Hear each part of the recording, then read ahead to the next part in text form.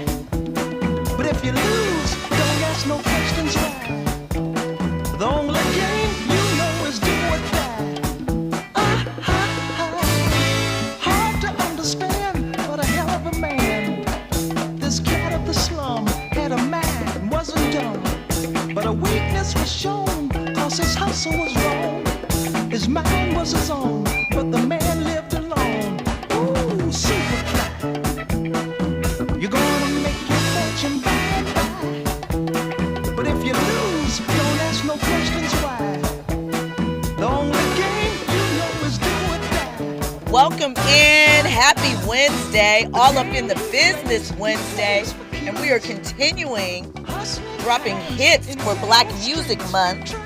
And it is also the birthday of the legendary Curtis Mayfield. And of course, this is from the Superfly soundtrack. He was the entire soundtrack. A legend. We lost him in 1999. Time moves fast, but it's Black Music Month, so we are spreading the love around. Happy birthday, Curtis Mayfield. All right, tonight, you know it is Wednesday, so we are all up in the business. And that business is branding, box office, and rich people math. We've got Michael Jackson's biopic moonwalking from theaters to home screens after a near $1 billion box office run. Are they dropping it too soon? We'll talk about it. We're also getting into Shedeur Sanders proving the NIL era did not end when he left college. Plus, branding over draft position. Shedeur's that guy. We're going to get into all of those details. And since we're talking sports, you know, go Knicks go, or go Spurs go. I don't really have a favorite, but I do think it would be cool for the Knicks to finally get a title. I think it would be very good for the NBA. And, we'll get into a couple of more thoughts that I have about that. But basically, the last thing that we're getting into when I mentioned rich people math, Rich Paul is reminding athletes that $200 million can disappear fast when your budget includes private jets, $2,000 jeans, and everybody's business ideas.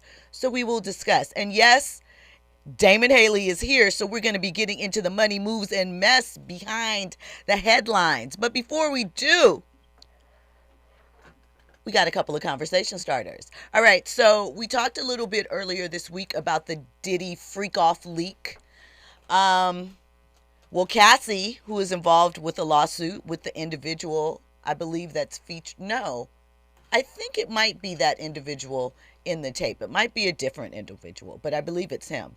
Well, listen, in court filings, it was revealed because she says absolutely not. She is not being made an abuser when she was a victim from the situation. But we'll talk about that at a later date. It's been announced that Cassie has moved outside of the United States and does not plan on returning. So she's making it clear that after all the lawsuit, settlement, public trauma, she is no longer just moving on. She's literally moved out. So listen, I can't say that I blame her with everything going on. I'm sure she feels more at peace, more settled if some of the accusations that we heard and the alleged threats were happening and she still feels unsafe. get out, be with your family, and take your 30 million and live a wonderful life. I'm not mad at that. But a lot of people seem to be, right?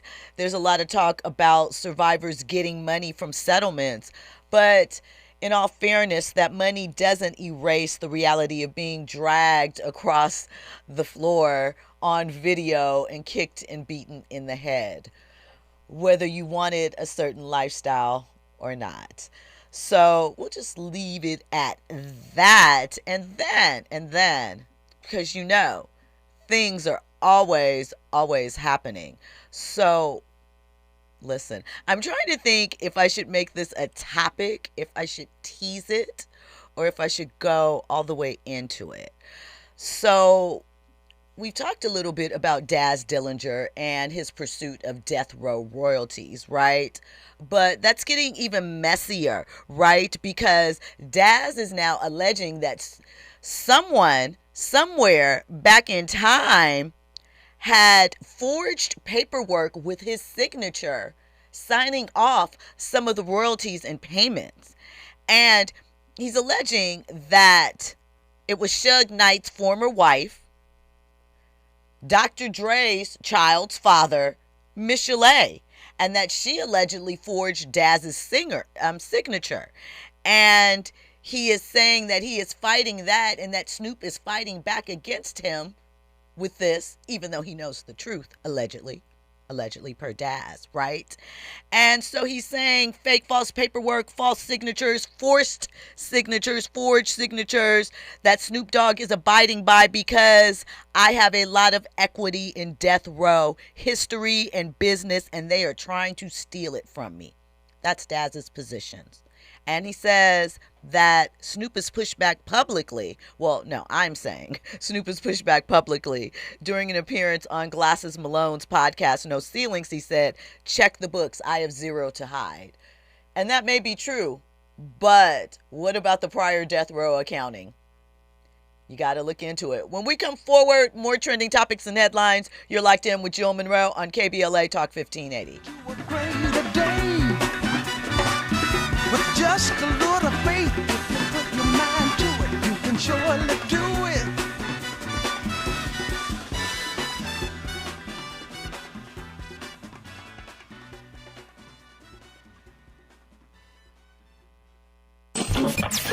Are you ready for the hottest entertainment scoop in Los Angeles? She's bringing you exclusive interviews with today's biggest stars, behind-the-scenes Hollywood insights, and all the entertainment news you need to know. She's breaking down what's trending, what's ending, and what's just beginning in the world of entertainment. You're riding with Jill Munroe on KBLA Talk 1580. Progressive knows you think the grass is always greener, like maybe you ride a motorcycle. But today, it's raining. So you wish you had an RV, but if you did, you'd have to listen to some guy parked next to you at a campsite plays acoustic guitar. Now, before you start wishing you had a boat, remember, your brother-in-law would invite himself every weekend. Permission to come aboard, Captain? But one thing that is greener is the money you could save when you bundle your RV, boat, or motorcycle with your home or auto with Progressive. Progressive Casualty Insurance Company affiliates and third-party insurers. Not available in all states or situations. Small businesses are the heart of America. But you don't have to go it alone. As the nation's largest nonprofit resource of expert business mentoring, SCORE has helped millions of entrepreneurs build their businesses for free. Get the connections, education, and guidance you need with SCORE. We're ready to help. Find a mentor today at score.org.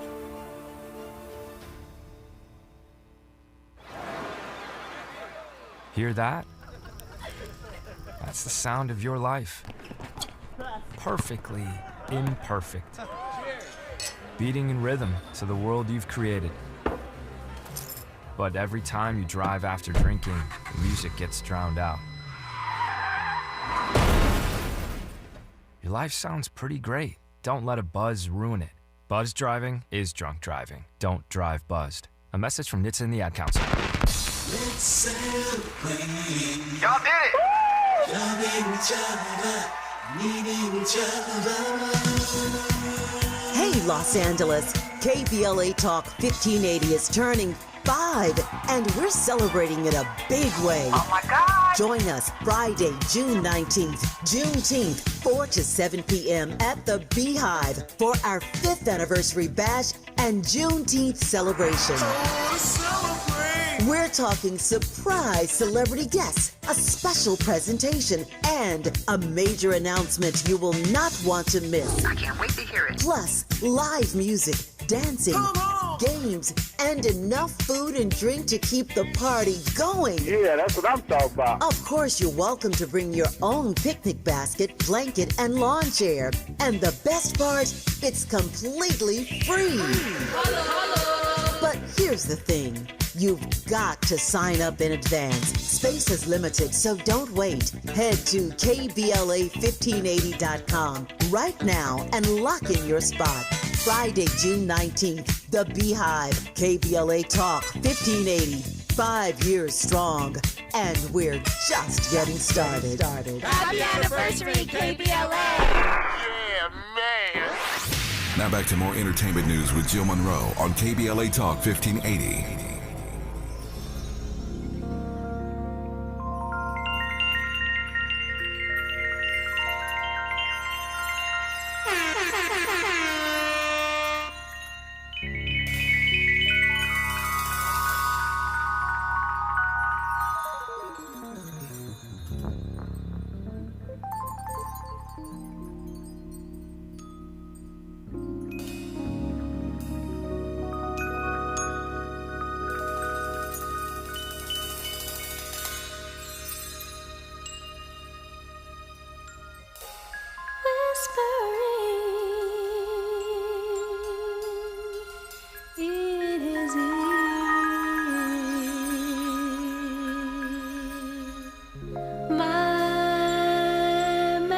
Potion for love,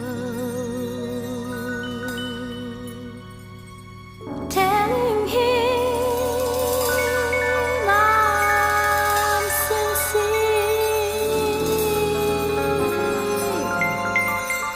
and that there's nothing too good for us.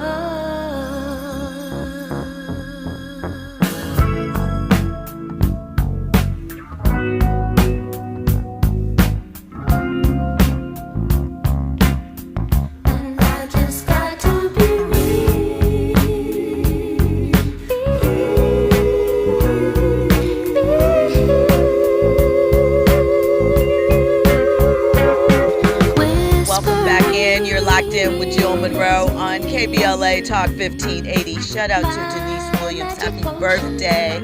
That's free. That song is so beautiful to me. It reminds me of being a little kid. I thought it sounded magical. Just like peace and serenity. Love it. I used to go to school with her son. So shout out to the Bel Air Prep Bruins. All right, you guys. Now you know what it is. 800-920-1580. That's the number that you can dial if you want to get in on this conversation.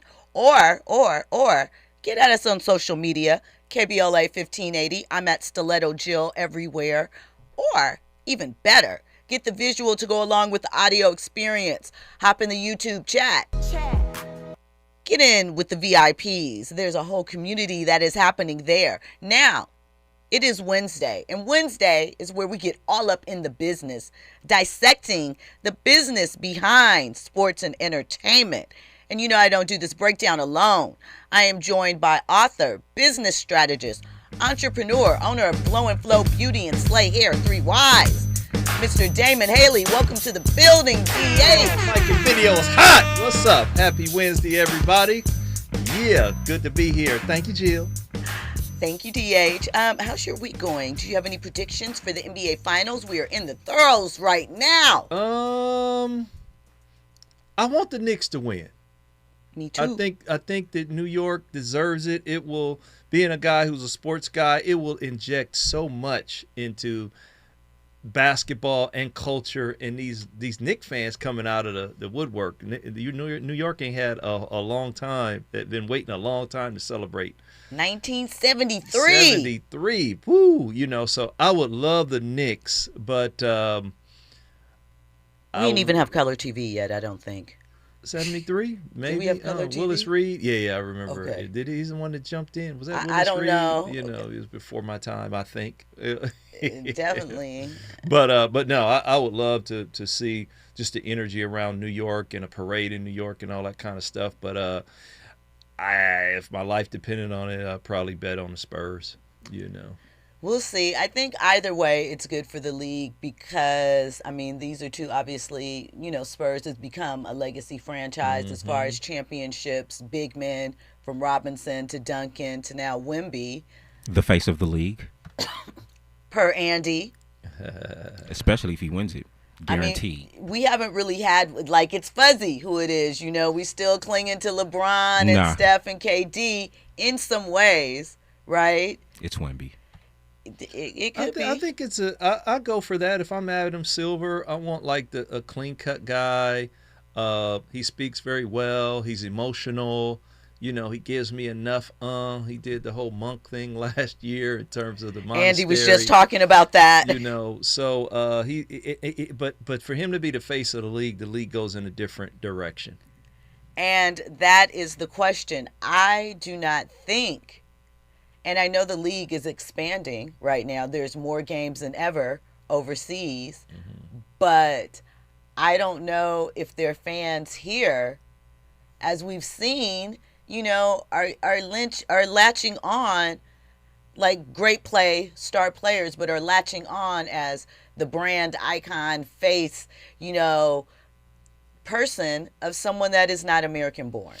No, but I think that if you look at the odd thing is we haven't seen a lot, we didn't even know. I actually know the coach. I remember when he was at Stanford, but didn't know he was the coach of the Spurs. Okay. So, shout out to Black excellence and Black talent because we got two Black coaches that are coaching. And shout out to Mike Brown. It's been a long journey. Yeah, that's another reason why I know Mike, so I would love for him to do it. But, I mean, there's enough stories, but I think that if I'm the league and I learn from OKC, I have to have better storytelling in San Antonio moving forward. Facts. I have to create more stuff. I have to have a city. I say, hey, Paris is the sister basketball city. And so that and they could run with that because of the Tony and all of that kind of stuff. So you change. If he's the face, you got to change. If I'm the NBA, I got to change the way I do things, and I also have to change the way the Spurs do things. Well, off court, of course. Well, Pop isn't there anymore, so I think that not in a bad way. Obviously Pop was solid. If he wasn't there for Robinson and Duncan, I don't think the Spurs go on the run that they did through the early 2000s, I guess that is. Yeah. Now. Up to last one was 2009. Yeah. So. Yeah. No, and he's a solid dude. It's a solid organization. Like I say, I knew Mike when he worked for the Spurs. Another good friend of mine, Lance, was over there. So they have a great organization. It's a great city that can do things. And then they got lucky, too, with them 3 draft picks, Didn't Ime come through there? Ime? Yeah, he did play there.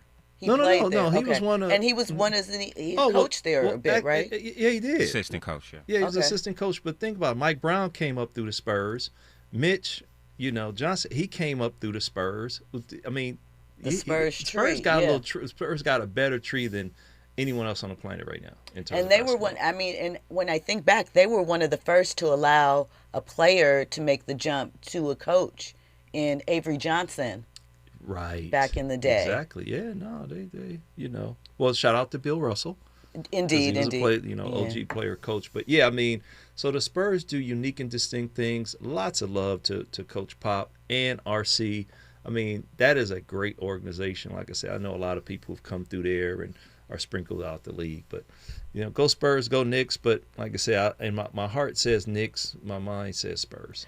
Morris Phillips in the chat says the last American-born NBA MVP was James Harden. Yep. Internationally, America is behind the times. Looks like maybe. Yeah, well, those top players. Let's still the league. Calm down. The league is primarily made up of Black Americans. Okay, over the last 8 years, I think you've had extraordinary guys come through, but this next draft is different. The next wave is different. So they had their time maybe about a decade ago, but I wouldn't throw in the towel on the brothers just yet. All right, well, keeping on our sports theme, Shedeur Sanders may have been a 5th-round pick on draft day last year, but when it came to licensing money, he went number 1 overall. So listen, according to reports based on the NFLPA's annual filings, the Cleveland Brown rookie, is he still considered a rookie since the season's over? Not really, right? We already had the draft, so. Well, anyway, technicalities. Sorry, y'all. But the young QB earned $17.7 million in the NFLPA's group licensing income during his first season in the NFL.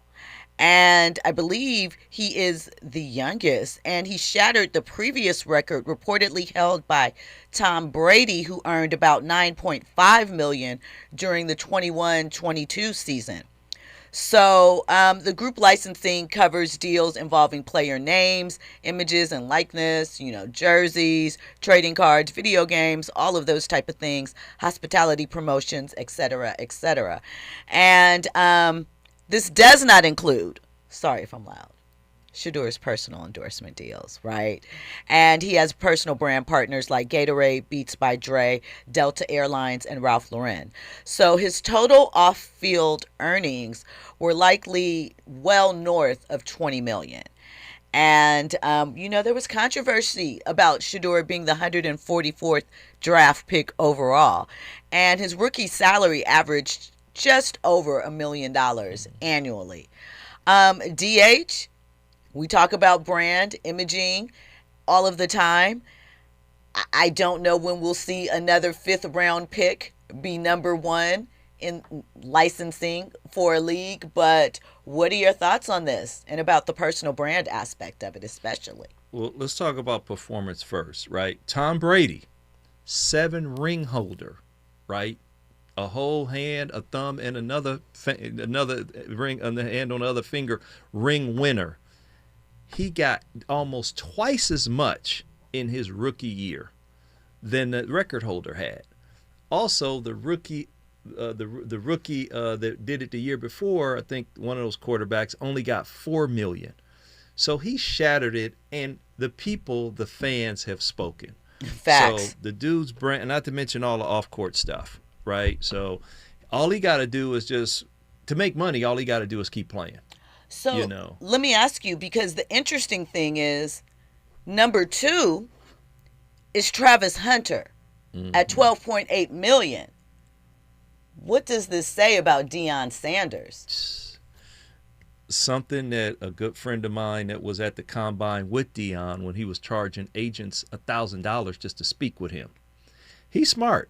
He understands this game. Prime time understands how to play this game and how to monetize the game. And so I give him nothing but love and kudos on that. But to get back to Shedeur, that brand, because he hasn't done anything wrong. He even came up with the little wrist thing and all that kind of stuff. So he hasn't done anything wrong, and the way he handled it last year is tastefully and throughout the year and through he ain't said nothing but a bad thing. Great young person. He collects his thoughts. So his brand is pretty strong if I want to invest in him.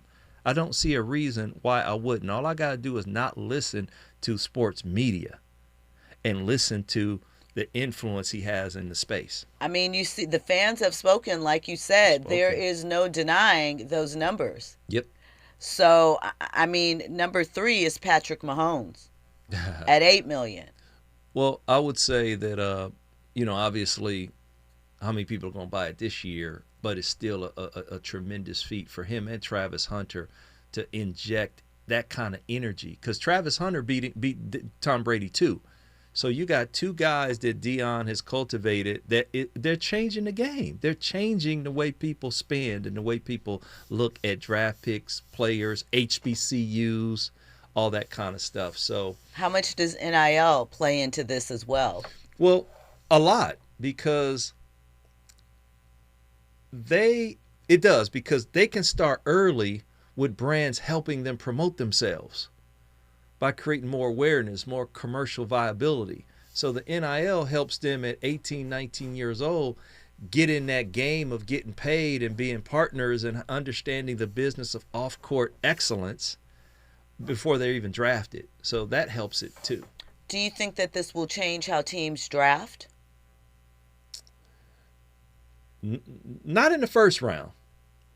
Not in the first. Not for that game-changing kind of player you need that you must have. Right. Now in the other, rounds Second, or whatever, third. maybe fourth, fifth, maybe fifth round, all that kind of stuff. When you've already picked the people who might be starters, then you take somebody who's popular. Then you take a hometown hero. So how does this hit? Because the bigger picture, obviously, is we're in an era where a player can lose draft money, but still run the table, right? Mm-hmm. It's a win for athletes, but does it destabilize the business in a way? I don't think it does. I think that we're going through, like I said, this is an NIL effect. This is a collegiate effect that's now hitting on the pro level. And so we're still figuring it out, right? Because now it's game planning. You're looking at draft position, how you're viewed, all that kind of stuff, because the next person is going to want to replicate what Shedeur did. I don't think they can, just Right. because there's only one Sanders clan that can do this kind of thing.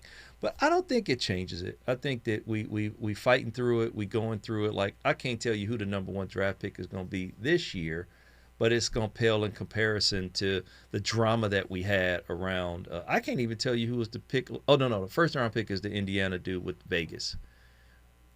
He came, Fernando. He national championship, Heisman. Did he win the Heisman? I'm not sure. But all that he did. So he got the Triple Crown. He won the national championship, Heisman, number one draft pick. They not going to buy, the Raider folks ain't going to buy his, they're not going to drive that. He's not going to unseat Shedeur, I don't think. So Okay. Do you think Shedeur, just wondering, well, when we come forward, we'll have more trending topics and headlines. You're locked in with Jill Munroe on KBLA Talk 1580. Shout to all the sweet teens from Wilhelmina who tell me at the white party, Drake, I love the album, man. Well, I mean, you're kind of genius. And like Dip said, they really mean it. Yeah, I need compliments, cause lately it's just falling outs and disagreements. Industry is really evil.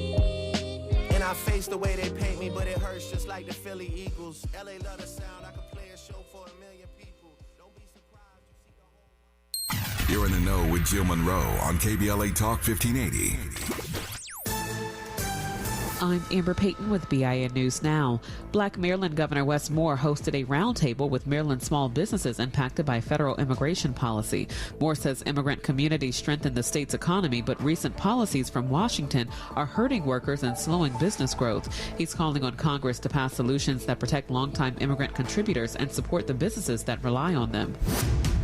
South Carolina education officials are announcing the winners of the state's annual writing contest. 5 students were honored for essays about strong men and women in South Carolina, focusing on the accomplishments of African Americans. Each winner received a new MacBook and $1,000 for their school. And singer Cassie Ventura says in court documents that she now lives outside of the U.S. and has no plans to return. The statement is part of an ongoing lawsuit filed by former sex worker Clayton Howard against Cassie and Sean Diddy Combs. Get BIN News Now on demand 24/7 on the iHeartRadio app. Head to Waba Grill for $5 happy hour, weekdays after 3 p.m. and try our new Chili Crisp Dumplings, paired with a premium beverage drink, like our new Strawberry Watermelon Lemonade Energy Refresher, both for just $5, only at Waba Grill. This is the KBLA Sports Minute with Ray Richardson. World Cup soccer officials here in L.A. have a potentially devastating situation on their hands. More than 2,000 hospitality workers at SoFi Stadium in Inglewood are planning to vote Thursday on whether to authorize a strike. The workers are unhappy that they have not been able to get a new contract for over a year with Legends Global, the company that handles food service operations at SoFi. The first round of the World Cup is scheduled for next Friday, June 12th at SoFi. The opening game features the U.S. versus Paraguay. More than 70,000 people are expected to be in town for the World Cup. Many of the projected fans will be coming from countries around the world. The hospitality workers include cooks, bartenders, concession stand servers, dishwashers, and other support staff. Negotiations between the union and Legends Global are continuing, but the clock is ticking. Stay tuned. No debates, no speculation, just the info you need. That's your KBLA Sports Minute. I'm Ray Richardson on KBLA Talk 1580. 5 years ago, Los Angeles needed a voice, a real one, not polished, not cautious, not corporate. KBLA Talk 1580 showed up, and we haven't shut up since. 5 years of standing with workers, with communities, and with the truth. Happy 5th anniversary to every listener who made this possible. This is your station, KBLA Talk 1580, Progressive Talk, Los Angeles, loud. Happy anniversary!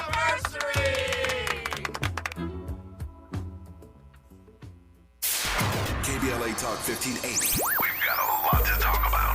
KBLA Talk 1580, connecting you with services and solutions. The BLM Center for Black Power is a hub for Black activism in the city of Los Angeles, a standalone nonprofit affiliated with Black Lives Matter LA. The venue is home to live events, meetings, and organizing drives for Black-led community-based organizations. It is also the base of operations for Black Lives Matter LA. Built on what used to be a nuisance property owned by an arms dealer, the BLM Center for Black Power is in the heart of Leimert Park and has opened its doors to everything from youth organizers to toy drives to film screenings and community town hall meetings. To make a donation or make a request, please visit blmla.org. That's blmla.org. This is a community call to action from KBLA Talk 1580.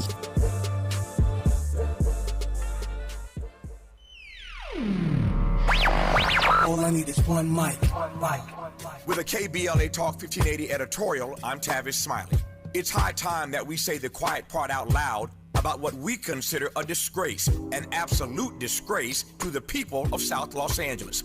Destination Crenshaw, or as I call it, Procrastination Crenshaw, was supposed to be a 1.3-mile celebration of Black Los Angeles. Pocket parks, commissioned art, a cultural corridor along Crenshaw Boulevard, stretching from our studios in Leimert Park down to Nipsey Hussle Square. It was set to complete in 2022. That's right, 2022. We are now in 2026, and the Crenshaw community is still waiting. A grand opening was announced for February 2024. That date passed with not a single artwork installed. Then we were promised that construction would be completed by the end of 2024. That date came and went. Our understanding is that as of last fall, the 8th Council District Office was still scrambling to raise additional monies just to restart the project, which has been paused again and again. But here's what makes my blood boil. City officials had the nerve to tell this community the delays are, quote, a necessary inconvenience, close quote. A necessary inconvenience? First of all, who you talking to? Second, go tell that to the Black business owners who have been coping with construction chaos, breathing dust, enduring years of road closures, and the scarcity of available parking, confronting unsanitary conditions, losing customers and revenue, all while the project they were promised still sits unfinished. They wouldn't let a project sit this long in any other part of this city. And for what it's worth, our elected official just happens to be the president of the LA City Council. Meanwhile, the city is laser focused on sprucing things up for the World Cup and the Olympics. Please, if this corridor were in Brentwood or Beverly Hills, it would have been completed on time, on budget, and on the cover of every magazine in town. The Crenshaw community deserves better. They deserve the truth, and they deserve what was promised to them. Now, right now. Not when it's convenient, not when the cameras are rolling for the Olympics. Now, this isn't incompetence, this is a pattern. And at some point, neglect becomes a decision. With a KBLA Talk 1580 editorial, I'm Tavis Smiley. As always, we welcome your feedback.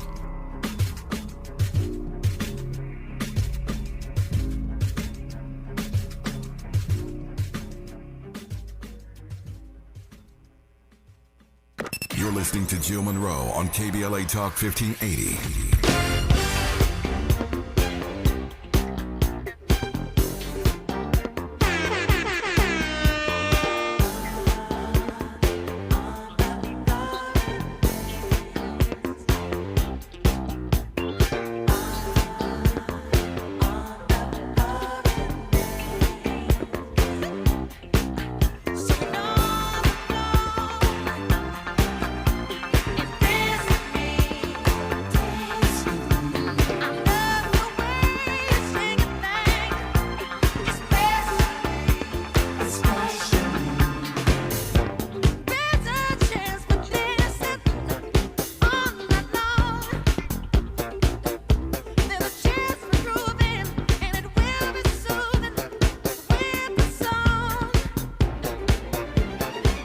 Welcome back in. You're locked in with Jill Munroe on KBLA Talk 1580. We are continuing on with Black Music Month. And of course, Andy's always on theme. So, you know we're about to talk Michael Jackson. One of the best things for me about this film, not talking about the film directly, but the environment, I guess is a good word, that has surrounded the film is the resurgence of old Jackson clips from their variety show, the stuff they used to do in Vegas, some of the old music videos as the Jacksons, and the music that people forgot about because, there's definitely the Jackson 5, and then there's the Jacksons, and then there's, Michael Jackson pre-Thriller, and then there's everything else. And so there's always been a lot of focus, especially in these latter years, of Michael and his music, which we always appreciate. But I appreciate that we're getting some Jackson's 70s and 80s love as well, because that catalog is fire too, And speaking of, because as we know, the biopic run has netted a profit of nearly $1 billion in its theatrical run, right? It is likely going to be the, and only fitting for Michael, if you know Michael's history, best-selling biopic film of all time. Easily beating, what was the one with Freddie Mercury? I'm blanking on the name of it, but from Queen. So that was the one that held the title. So this is likely going to replace it, right? And listen, next week, it is headed to your home. So if you didn't catch it in theaters, you can watch it on Apple or Prime Video. But don't think that you can just get to it with your normal streaming situation. You got to purchase it. And it's reportedly going to be $24.99 to purchase or $19.99 to rent for a 48-hour window. That's in addition to whatever you pay to subscribe to Apple or Prime. It's also going to be on Fandango Home, and you can catch it on YouTube, Movies, and TV. Same price points. So, one, should they have extended the theater run a little longer, in your opinion? We know that there's a sequel coming, gonna have a bigger budget. Or is this the smart play and charging for it, not just releasing it on a streaming service to view? Yeah, I'm old enough to be around when, home entertainment was DVD, and it was a longer play. But now it's only about 4 weeks in the theater, and then you look for another space to watch it. So I think the timing is okay because it's been out about 4 or 5 weeks now, right? Longer than that. It came out April 27th. So you're right. Yeah, okay. We're closing in on 5 weeks. So yeah, it's about right. Yeah. So the timing feels right. It feels right. Now, should they be charging for it? Well, hell yeah. Why not? It's Michael. Yeah, Mike, and hey, I'm already saying, dang, I don't know if I own anything. But I'm gonna spend that extra $5 to own that, so I can watch it over and over. Yeah. Have you seen it yet? I have not seen it yet. Okay. I've actually, I mean, I got to do a date night, but because mostly date night. So wifey been traveling with. I can't go see it alone. She gonna kill me, right, and she can't see it alone because I'm gonna kill her. Right. But, yeah, I have not seen it. Heard nothing but great things about it, but I would buy it in a heartbeat, and I am going to go see it because the theater. Yeah, the Fuqua family is a friend of our family, so to speak. So well, then you better do it before this weekend because next week, next Tuesday. It might be. It's going to be tonight, or because I'll tell Diane tonight because she's good friends with Layla Rashawn. So we're going to have to do that. So just to support. Well, I'll just say this. If I don't see it in the theater, I'm going to go buy a ticket. Okay. And I do that with all my black movies. If I don't go there, I'll buy a ticket. But yeah, timing, if everything, the way they doing it, $25 ain't bad. I'll buy that for an eternity with Mike, and I'll watch it. So I still watch the old one, The American Dream. American Dream is one of the best. Oh. I was talking about this, I think, last week. The irony is that both of these projects were kind of generated by Jermaine Jackson. Go ahead, Jermaine. With American Dream, it was the woman he was dating at the time, Margaret Maldonado, who suggested that Catherine's biography be turned into a mini-series based on the family. And the family was resistant at first. So Margaret wrote some things up, and she and Jermaine started taking meetings because this also was around the time, Michael had long since left his brothers behind in a sense as far as, bringing them along in performance and staging and giving charity albums. No shade, no tea. So that's how that all came to be. Charity albums. Come on, Jill. I'm just, like we didn't want to do the victory tour. They talk about it in the movie. And Michael didn't do any rehearsals. And he left the group on stage, the final show, and didn't tell them. He definitely was giving a little bit of charity. He was fed up. Yeah. Not that he didn't love his brothers. Right. But, obviously this movie has beat the critics' score, 38% on Rotten Tomatoes. I was a tad critical of the film. I still stand by my comments. Although I enjoyed it, I still stand by them. But I'm curious to see what it does in this next wave because this is a fresh injection of revenue. And I don't know if they qualify it differently as far as, $9 billion, $1 billion at the box office, if this adds to that total or that total stands, or if they conclude, well, the box, all the info. The box office is different. Now, it might be some different classification for the premium price on a, because remember, back then it'd go to box office to DVD, then to cable. Right.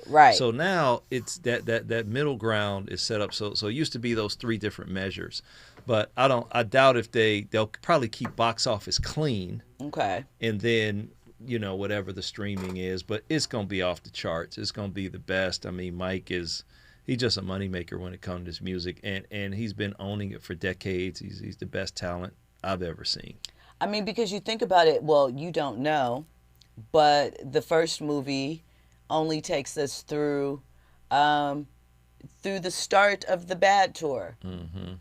So that means in the sequel, we would be getting the Bad Era, Dangerous, History, the Super Bowl. Ooh, yeah. Potentially Marriage, Children. Yeah. So, but we'll see. As we've discussed before, the main idea for these films was to, almost like the musical, I feel, or the Cirque du Soleil performance, we talked about that, is to move Michael's music and to reimagine him as a product for this new generation that wasn't there to experience it live. And I think they've done that. Yeah. And ironically, it's such as one of the executors of his estate passed away a couple of weeks ago. So a lot happening with that. And we know that behind the scenes, Janet is gearing up for her own biopic. Hey. So we'll see if that happens. When What we a come great family. forward, What a great family. more trending topics and headlines. You're locked in with Jill Munroe on KBLA Talk 1580.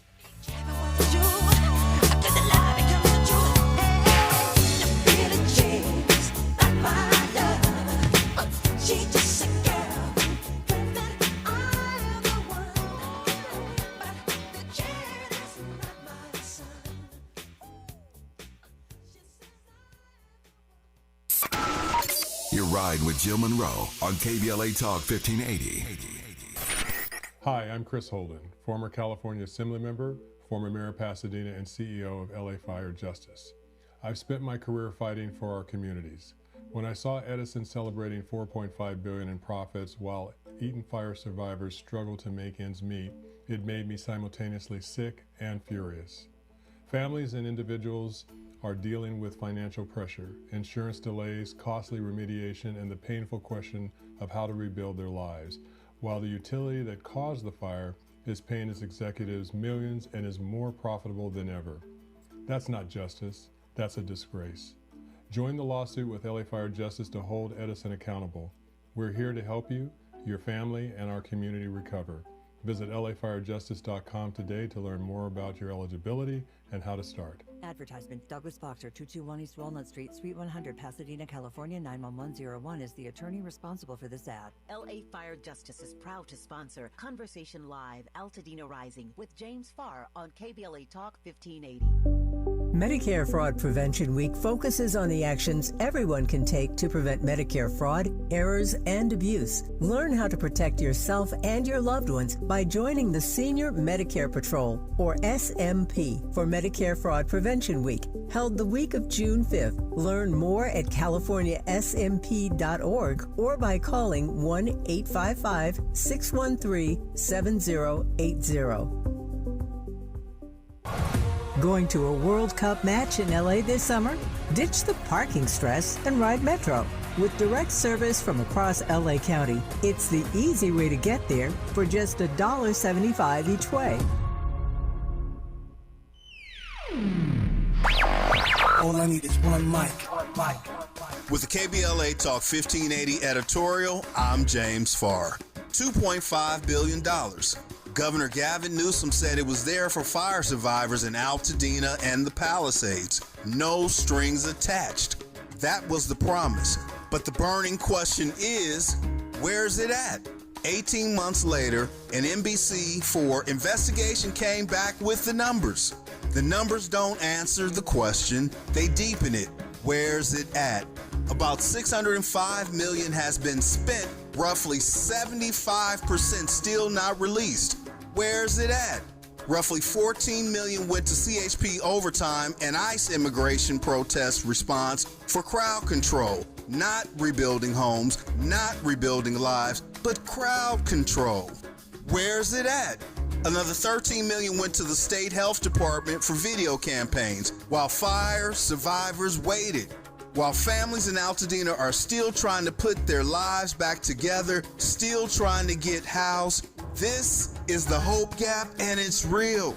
Where's it at? Southern California Edison is still in court, still fighting liability tied to the Eaton fire, still not accountable. Where's it at? 18 months later, Governor Newsom, where's it at? Because the truth is free, but the lie can be very expensive. And right now, fire survivors want to know what happened to no strings attached. And I've been saying on this mic for the past 18 months, somebody or somebodies didn't do their job. Now it's documented. Governor Newsom, listen closely. You didn't do your job. You didn't keep your promise. You held up the bill. Now stop holding up the money. You said no strings attached. Instead, you played on the people's heartstrings. Where's it at? See, Governor Newsom, even at the French Laundry, if it don't come out in the wash, it's sure enough gonna come out in the rinse, and the rinse cycle is here. With the KBLA Talk 1580 editorial, I'm James Farr, and as always, we welcome your feedback.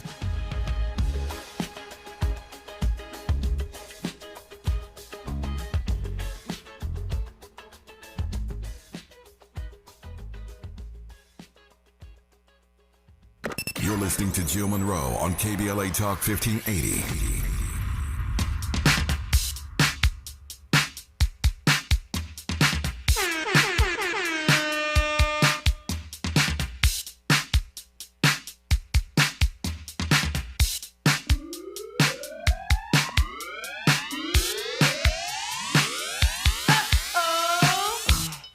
to leave my condo to come to this. Well, I'm back, but this time I'm with my man. And these women are putting their hands all over his Yamamoto Kanzai sweater, the iPod. And I'm much, much unhappy about that. I'd hate to come down to their level and become a BW, a basic woman. But if they don't stop, it's gonna get scandalous. Uh-oh!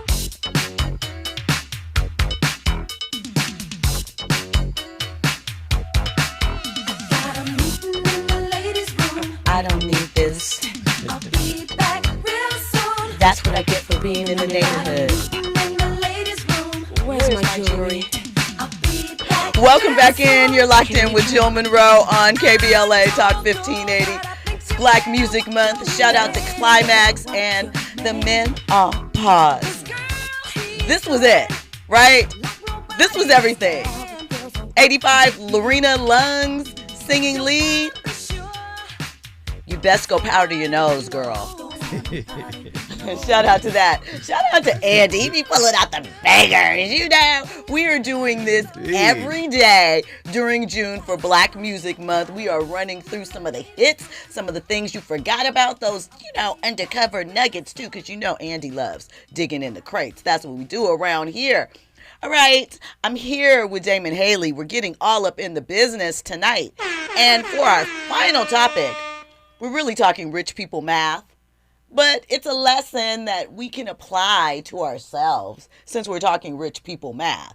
Rich Paul was recently on the Earn Your Leisure podcast, and he talked about how he has been explaining to his new athletes that are making $200 million that $200 million actually isn't a lot of money. Now, some people got offended by that statement because $200 million is most absolutely a lot of money. However, $200 million is not a lot of money when you consider the cost of being a professional athlete. Let's check out what Rich Paul had to say. I got guys 22 making $200 million over the next 4 or 5 years. I got several of those guys, right? And by the way, but the reality of it is, I'm constantly telling them that's not a lot of money based upon where you're starting, because you're starting from zero, right? So how do we understand how to compound that? Because they're done at 33.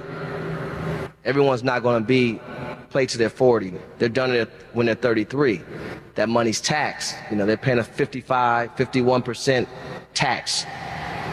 Not to mention, jeans today, the ones they want that they're buying in excess, which they probably don't really need that, cost $2,000. It's not the same. His jeans cost $25. It's a difference. And so it's all relative. No athlete can afford to fly private all the time.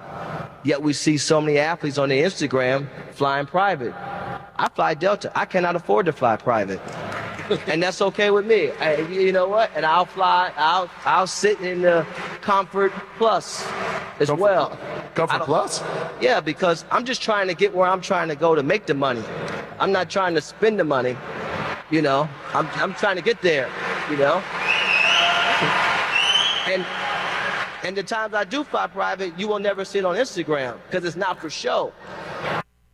So, obviously, and I say obviously because we've been hearing lessons about professional athletes and losing their money and things like Broke that were on ESPN a number of years ago, etc., for quite some time now. And the money's different. It's continued to grow. Is it unrealistic to try and rein some of the flash, the stuff that we just talked about, Shedeur, right? One of his signature things is showcasing when he does something hot, a wealthy timepiece on his arm. Is it realistic to think that we can ingrain that type of fiscal responsibility in today's young athlete? Male and female. No, it's challenging because once again, you have NIL too, where high school athletes are getting $100,000 right a year to play at a certain high school and go to where maybe footwear brands or other media outlets say go. So it's difficult, but that's only the 0.1% that's out there. But by and large, I don't have a problem with what Rich said. To tell some young person, hey, $200 million isn't a lot. It got to last your whole life, and everybody around you, they life too, because they looking up at you. So I don't think it's unrealistic. I think the message is going to land with some people, and it isn't. But I mean, like I said, I respect Rich telling them it's not a lot of money versus somebody saying, "Oh, get what you want." He calling out $2,000 jeans, and I do have a pair. My wife bought me a pair of jeans, and I was like, "You spent that much on some jeans for me?" You know, and I can't do it, you know, and I have a decent amount. I maybe can do some $2,000. Obviously, it's in my closet, but I even questioned her. I started looking at, you know, all the stuff, all the bags and shoes she got. You can't do that to the fabulous Diane Valentine. That's unnecessary. You cannot do that. If she would not have bought me some jeans that a young person told me how much they costed. Oh. Andy? It just highlights, you know, our horrible spending habits. And quite frankly, those who are broke, who are offended by those statements, bro, you don't even take care of your own little chump change that you got. But I think there was some wise wisdom words that he said over there. Yeah. Lead by example. He said he's flying Delta. I mean, it's got to say something. You know, Rich has been paid for a long time now in lots of cushy situations. I don't know. You know, I know Rich. I haven't seen him on a Delta, but I could see if he's. Yeah, I mean, but what he's saying, don't do what I do what I say. So he's saying the right stuff, and I appreciate that for him saying that. All right, listen, that's it for All Up in the Business Wednesdays. Michael's legacy is still printing money. Shedeur's brand beat the draft board, and Rich Paul is flying Delta. We don't mind, though. Listen, you know what it is over here. Facts, context, culture, every day, 6 to 7 p.m. Damon Haley on Instagram. Thank you for joining us as you do every Wednesday. Shout out to everybody in the chat, too, the VVIP. Shout out. Big ups to that. Coming up next is Zoe Williams, the voice of reason. I'm back at it again tomorrow. Here, tricker calling up a trap phone. Where you at? Show me where you spend a block on your ops. Hanging out the drop, screaming the cops. 12. What we doing? Show me where your hood at. What's your face card? Where you good at? Spending that money fast. 20s, 50s, 100s cash. Boy, going that go, y'all back. Boosting, where y'all at? Stuffing that in y'all bag. Just to flip it, pop some tag.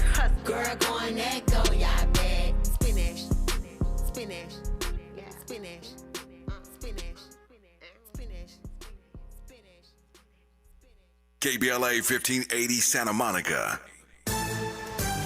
I'm Amber Payton with BIN News Now. Black Maryland Governor Wes Moore hosted a roundtable with Maryland small businesses impacted by federal immigration policy.